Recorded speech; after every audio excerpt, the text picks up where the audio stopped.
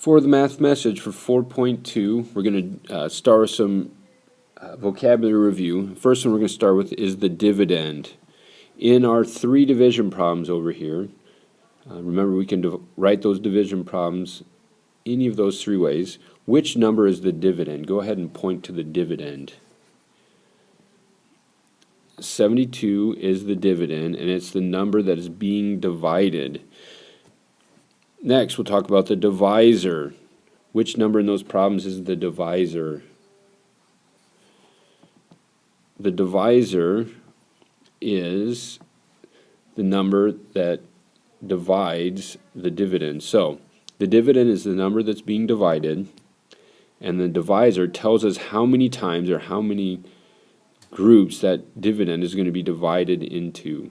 So, 72 is going to be divided into 6 groups. Then we get our quotient, and our quotient is the answer to this problem. Our answer to this problem is 12. That's the quotient, the answer to a division problem. Then we've got two new terms down here, remainder and partial quotient. A remainder, we'll do a basic problem down here. A remainder, let's say we had 9 divided by 4. Well, there's 2 4s in 9, and then 4 times 2 is 8, so there would be 1 left over. The remainder is the number that doesn't fit evenly into the group. And then partial quotient. For the partial quotient, we're going to think about our friendly numbers again. Our friendly numbers that we talked about in 4.1 are the multiples that we can use to help us do some mental division. So 72, our friendly numbers that I'm going to use would be 60 and 12. 60 and 12. Once we have our friendly numbers, we take our divisor, 6, and we divide both. So 60 divided by 6 is 10. That's part of the answer. 10 is part of the answer. It's their partial quotient. Okay? The quotient is the answer. The partial quotient is part of the answer. Then we can do the other, find the other partial quotient. 12 divided by 6 is 2. That's also, so 2 is also a partial quotient. Once we have our partial quotients, we can add them up for 12. 12 is the whole quotient. It's the whole answer. Both 10 and 2 are our partial quotients. The math message problem for today is, Amy is 127 days older than Bob. How many weeks is that? How many weeks is 127 days? Go ahead, hit pause, work on the problem for a few minutes, and see what you get.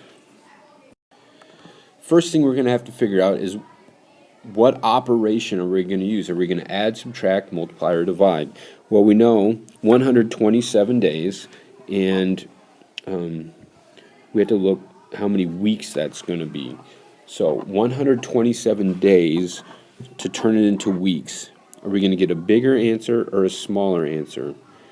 Our number is going to be smaller, so that tells us we're going to divide or subtract. In this case, we're putting into groups. We're putting those days into groups by weeks. So we're going to divide. So our problem is going to be 127 divided by 7. And we're going to divide by 7 because that's how many days are in a week. Now, there's a variety of ways that we can do this even, and I've chosen to do the friendly numbers that we talked about in 4.1. So my friendly numbers for 127, and I'm going to use 3 for this one, would be 70 plus 35 plus 22. Now, 22 isn't necessarily a friendly number, but it's what's left over to get to 127. So once I have my friendly numbers, I'm going to divide by my divisor to get partial quotients. 70 divided by 7 is 10. 35 divided by 7 is 5. 22 divided by 7, there I can do 3 whole groups, or 3 whole weeks in this case. 3 times 7 is 21. So there's my 3. And then I've got 1 left over. I've got 1 day left over.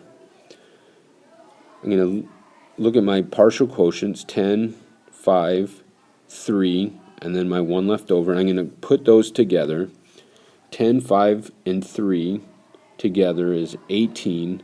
I've got 1 left over.